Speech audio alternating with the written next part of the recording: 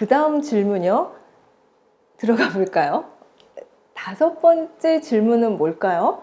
단락은 언제 나눠요, 선생님? 근데 단락을 나누는 건 나누는데 왜 같은 건데 왜 헷갈리죠? 이런 거요. 단락 나누기가 헷갈려요. 이런 질문을 한 친구들도 있더라고요. 자, 요거는 사실 우리가 4번째 질문에서 개요 짜기에서 사실 연관되는 건데 그래도 요거를 질문하는 친구들이 있더라고요. 그래서 그거에 대한 쌤이 따로 답변을 하는데 요거는 여러분들이 좀 집중해서 들어야 되는 게 쌤이 사례를 갖고 이거는 설명을 해야 될 것 같아요. 단순히 야, 한 단락이면 200자, 한 300자 한 단락 처리해. 그렇게 하면 될 것 같아.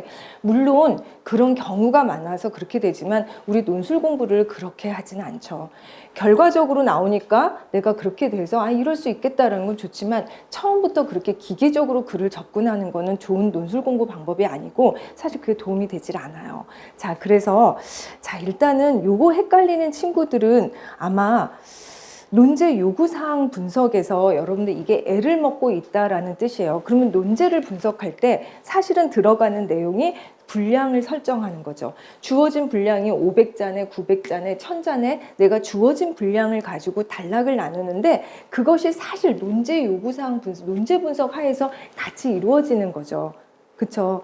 그래서 그 부분에서 여러분들이 애를 먹고 있다는 것은 논제에서 그쵸 좀 애를 먹고 있다는 거고 그러다 보니까 개요짜기에서 단락을 어디를 나누지 이런 아마 고민이 있었을 것 같아요. 그렇지만 그래도 이게 그래도 헷갈려요. 딴 건 되는데 이럴 때 헷갈려요. 아마 그래서 질문을 한 것 같아요.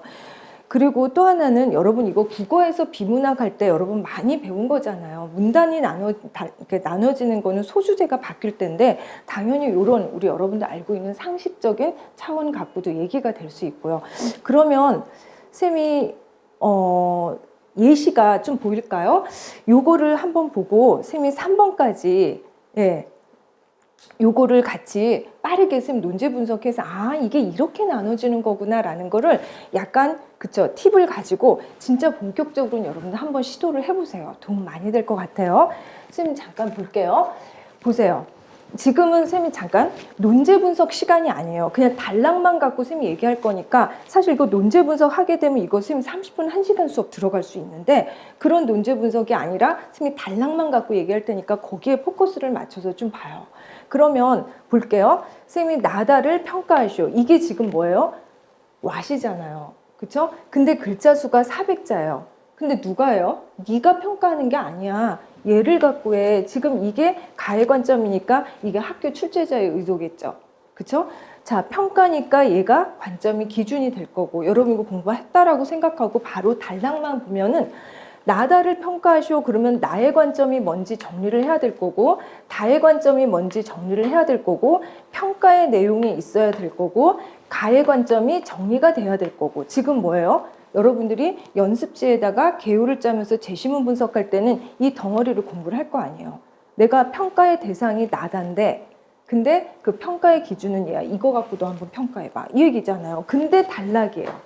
근데 보세요. 밑에도 뭐예요? 나다를 평가하세요. 똑같죠? 얘도 가해 관점을 바탕으로 똑같아요. 근데 글자 수가 700자 내외예요. 어떻게 달라져요? 얘는 2단락 정도, 얘는 선생님 얘도 2단락 하면 안 돼요? 뭐 틀리진 않아요. 이거 한다고 너를 잡아가진 않아. 그쵸? 그렇지만 얘는 아마 3단락이 더 어울릴 거예요. 이거는 논제 분석의 분량을 설정하면서 결정하는 거거든요. 그러면 가의 관점, 얘가 나의 관점이 뭐고 그 다음에 평가를 할 것이고 다의 관점이 뭐고 평가를 할 것이고 그러면 얘가 400자 내외면 얘가 지금 200자, 200자 정도 이렇게 된다고 생각하면 저 가의 관점은 어떻게 해요? 그러면은 얘를 갖다가 굉장히 짧게 처리를 하겠죠, 관점을. 하우를 길게 쓰진 않을 거 아니에요. 그러면 여기에서 이러이러한 이러한 사회정책 윤리적 토대로서 공리주의를 강조하는 가해 관점을 근거로 볼 때 나는 이렇게 평가할 수 있다. 이렇게 평가의 내용을 쓰잖아요. 그러면은 얘랑 붙여서 200자, 200자인데 여기서 뭐 예를 들어 220자, 얘는 180자 뭐 이렇게 될 수 있는 거고요. 그럼 이럴 때는 선생님 2단락 정도로 끌고 가야겠다라는 판단을 쓰잖아요. 근데 700자일 때는 어떻게 하겠어요?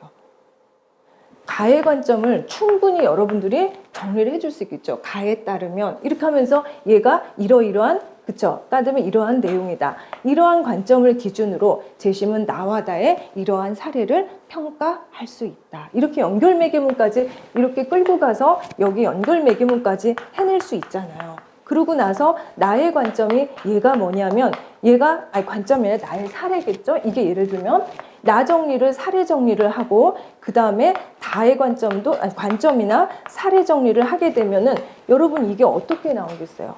그렇죠. 이럴 때는 세 단락이 나오겠죠. 그러면 이 부분을 선생님 이게 700자면은 얘가 한 150자 정도 되고 얘가 예를 들어 그쵸 300 하면 한 750 정도 나오니까 요 정도 설정해서 하면 되는 거죠. 그렇죠.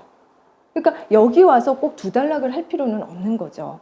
보세요. 같은 논제여도 이 글자 수, 분량 설정하는 거는 굉장히 중요하고 비중 설정할 때 여러분들이 단락이 여기서 나눠지는 경우가 많아요. 그래서 그것이 내가 얼만큼 양을 설정해서 쓸지는 뭐가 중요하고 덜 중요한지 판단하는 능력이기 때문에 요거는 논제 분석에서 여러분들이 진행을 해야 될 것 같아요.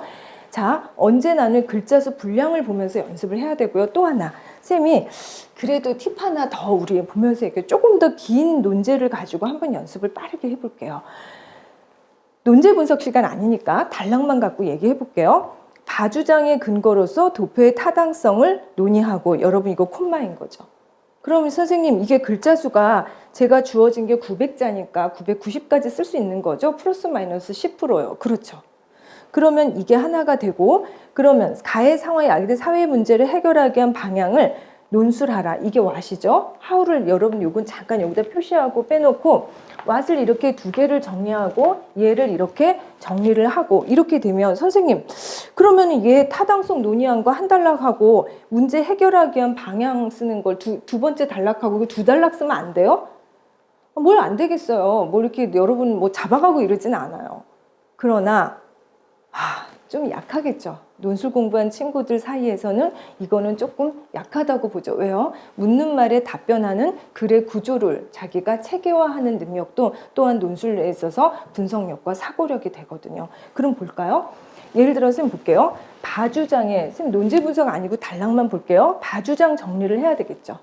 그러면 이 바에 따르면 그러니까 바는 이렇게 주장하고 있다. 이러한 근거로서 바 도표는 타당하다 또는 타당하지 않다 이렇게 쓰겠죠. 그럼 그 다음에 뭐가 나와요? 타당하다, 타당하지 않다에 대한 도표 분석이 나올 거 아니에요. 그러면 여러분 이게 바주장이 뭔데? 자, 이거의 근거로서 도표가 타당하다, 타당하지 않다 뭐 이렇게 여러분 입장 선택을 할 거고요. 타당성 여부 그러면서 그 다음 뭐여야 돼요? 도표 분석이 나올 거고요. 됐죠? 선생님 이거는 한 단락 정리가 됐죠? 그 다음 또 볼까요? 그럼 가해 상황 야기될 수 있는 여기서 끊는 거예요.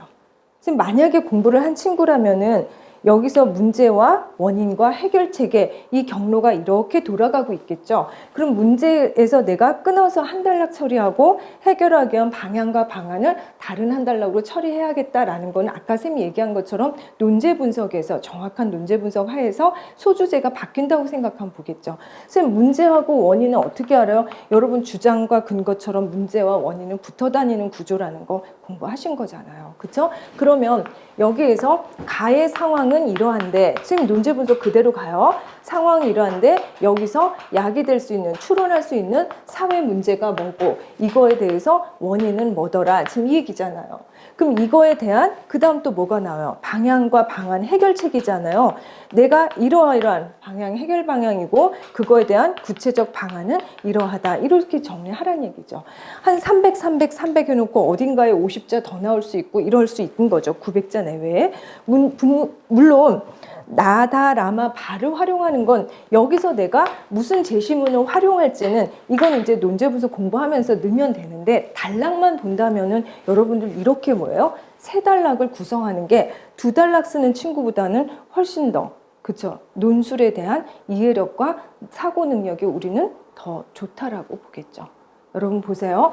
단락은 언제 나눠요? 논제가 결정해요. 단락 나누기 헷갈려요 그러면은 더 논제 분석에서 글자 수 분량과 그 다음에 논제 분석 하에서 내가 얘를 나눌지 이걸 좀 개요짜기 할 때 우리 결정하기로 해요. 그리고 사실 이거는 계속 반복적으로 보세요. 계속 같은 게 반복이 되거든요. 새로운 게 엄청나게 많이 나오는 게 아니라 같은 게 계속적으로 반복이 되니까 여러분들이 이렇게 정리를 하면 좋을 것 같아요. 너무 빠르게 갑자기 머리 아프게 해서 막 공부를 하니까 막 정신이 없어요. 그래도 꼼꼼히 귀 크게 열고 듣고 한번 여러분 해보세요. 결국은 논제 분석으로 수렴이 되지만 다시 반복하면은 글자 수 분량하고 그 다음에 소주제 바뀐다는 거, 그 논제 분석에서 우리 해결하기로 해요.